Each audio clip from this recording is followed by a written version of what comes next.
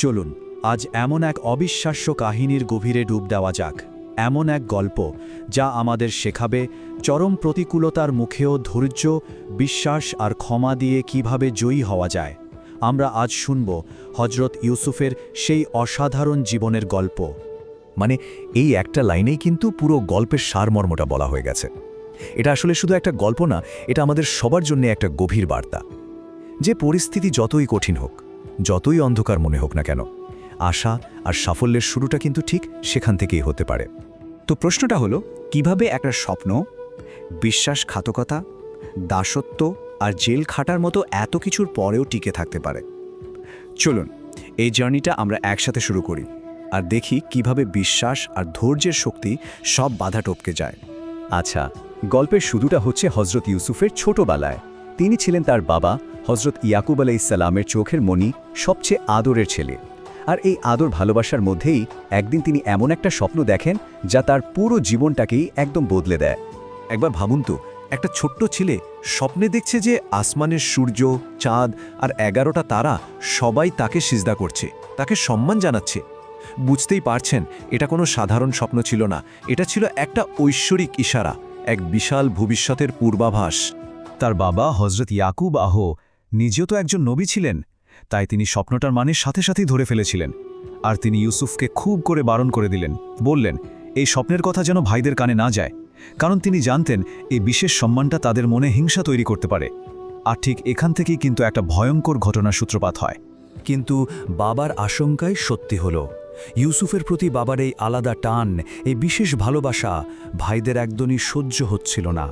তাদের মনে আস্তে আস্তে একটা ভয়ঙ্কর ষড়যন্ত্র দানা বাঁধতে শুরু করে।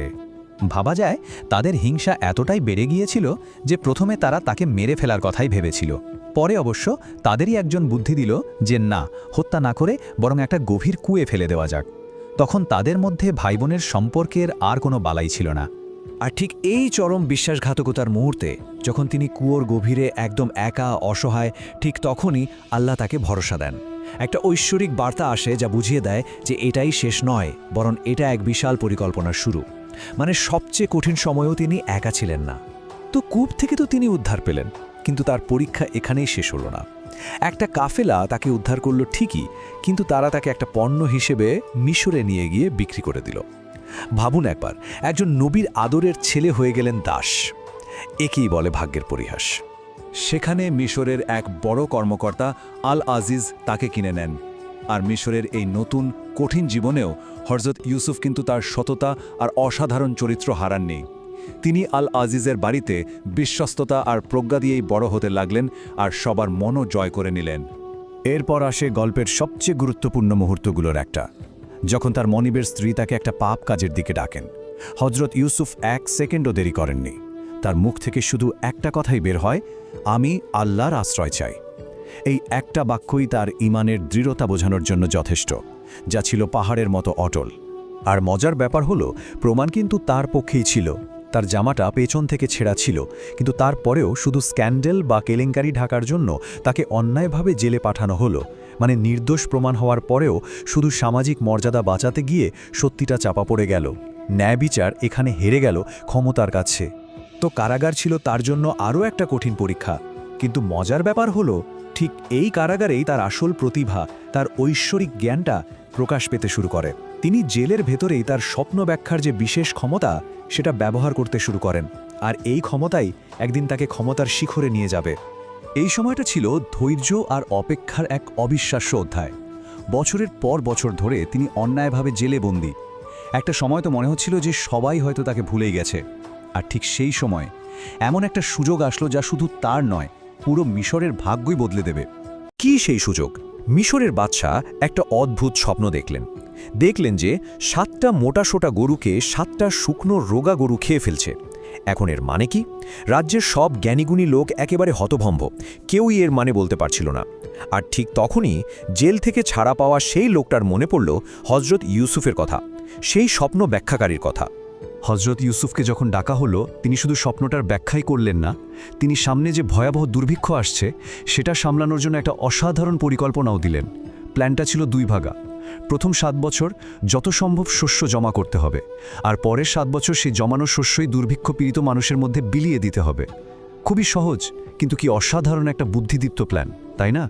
এটাই ছিল তার প্রজ্ঞার পরিচয়। ব্যাস, আর যায় কোথায়? বাদশা তার এই জ্ঞান আর সততা দেখে এতটাই মুগ্ধ হলেন যে সাথে সাথে তার নামের উপর থেকে সব অভিযোগ তুলে নিলেন। শুধু তাই নয়, তাকে বানিয়ে দিলেন পুরো মিশরের কোষাধ্যক্ষ বা অর্থমন্ত্রী। একবার ভাবুন, একজন বন্দী থেকে সরাসরি দেশের সবচেয়ে ক্ষমতাধর মানুষগুলোর একজন, তার সেই ঐশ্বরিক জ্ঞান আর অটুট চরিত্রই তাকে এই জায়গায় পৌঁছে দিয়েছিল। আচ্ছা, এবার আমরা গল্পের একেবারে শেষ পর্যায়ে চলে এসেছি। হযরত ইউসুফের পরিকল্পনায় মিশর তো দুর্ভিক্ষ থেকে বেঁচে গেল, কিন্তু আশেপাশের সব দেশে তখন খাবারের জন্য হাহাকার। আর এই দুর্ভিক্ষটাই কিন্তু তার অতীতকে আবার নতুন করে তার সামনে নিয়ে আসে। তৈরি হয় এক আবেগঘন পুনর্মিলনের সুযোগ। আর এখানেই গল্পের সবচেয়ে নাটকীয় মোড়টা আসে। তার সেই ভাইরা যারা তাকে কুয়ে ফেলে দিয়েছিল, তারাই খাবারের খোঁজে মিশরে আসে। আর সাহায্যের জন্য তারা যার সামনে হাত পাচ্ছে, সে যে তাদেরই সেই ছোট ভাই ইউসুফ, তা তারা ঘুণাক্ষরও টের পায়নি। ক্ষমতার শীর্ষে থাকা এই মানুষটিকে তারা চিনতেই পারল না। এরপর যখন তিনি নিজের পরিচয় দিলেন, শুধু বললেন, আমি ইউসুফ। একবার কল্পনা করুন সেই মুহূর্তটা। ভাইরা যখন বুঝতে পারল তাদের জীবন মরণ এখন সেই ভাইয়ের হাতেই, যার সাথে তারা এত বড় বিশ্বাসঘাতকতা করেছিল, তাদের তো পায়ের তলার মাটি সরে যাওয়ার মতো অবস্থা। আর এখানেই আমরা এই গল্পের সবচেয়ে বড়, সবচেয়ে সুন্দর শিক্ষাটা পাই। ভাবুন, প্রতিশোধ নেওয়ার সব রকম ক্ষমতা তার হাতে ছিল, কিন্তু তিনি কি করলেন? তিনি প্রতিশোধের পথে না গিয়ে ক্ষমার পথ বেছে নিলেন। তিনি বললেন, আজ তোমাদের উপর আমার কোনো অভিযোগ নেই, আল্লাহ তোমাদের ক্ষমা করুন। এর চেয়ে বড় মহত্বের পরিচয় আর কি হতে পারে? এবং সবশেষে সেই ছোটবেলার স্বপ্নটা সত্যি হয়। তার বাবা, মা এবং ভাইরা সবাই মিশরে চলে আসেন, আর সবাই মিলে তাকে সম্মান জানান। সেই 11টি তারা, সূর্য আর চাঁদ বাস্তবে তাকে সিজদা করে। যে স্বপ্নটা দিয়ে এই অবিশ্বাস্য যাত্রা শুরু হয়েছিল, সেই স্বপ্নের পূরণের মাধ্যমেই এই অসাধারণ ঐশ্বরিক পরিকল্পনার শেষ হয়। তাহলে এই পুরো গল্পটা থেকে আমরা কি শিক্ষা নিতে পারি? প্রথমত, ধৈর্য ধরলে সাফল্য আসবেই। দ্বিতীয়ত, যতই কঠিন সময় আসুক, আল্লাহর উপর বিশ্বাস হারানো যাবে না। তৃতীয়ত, ক্ষমা করা হলো সবচেয়ে বড় শক্তি, প্রতিশোধ নয়। আর সবশেষে, আল্লাহর পরিকল্পনা সবসময় নিখুঁত, হয়তো আমরা সেটার সাথে সাথে বুঝতে পারি না। এই প্রত্যেকটা শিক্ষাই কিন্তু চিরন্তন। তো শেষ করার আগে একটা প্রশ্ন রেখে যাই, সহনশীলতার এই যে প্রাচীন গল্প, এর কোন শিক্ষাটা আজকের দিনে দাঁড়িয়ে আমাদের জন্য সবচেয়ে বেশি জরুরি বলে মনে হয়? হাজার হাজার বছরের পুরনো এই গল্পটা কিন্তু আজও আমাদের পথ দেখাতে পারে। এখন ভাবার বিষয় হলো, এর কোন দিকটা, বিশ্বাস, ধৈর্য নাকি ক্ষমা, আমাদের নিজেদের জীবনে চলার পথে সবচেয়ে বেশি অনুপ্রেরণা যোগায়? এই কালজয়ী কাহিনী যদি আপনার মনে দাগ কেটে থাকে, তাহলে আমাদের এই আলোচনাটি অবশ্যই লাইক করুন, আর এমন আরও গভীর বিশ্লেষণের জন্য সাবস্ক্রাইব করে আমাদের সাথেই থাকুন। ধন্যবাদ।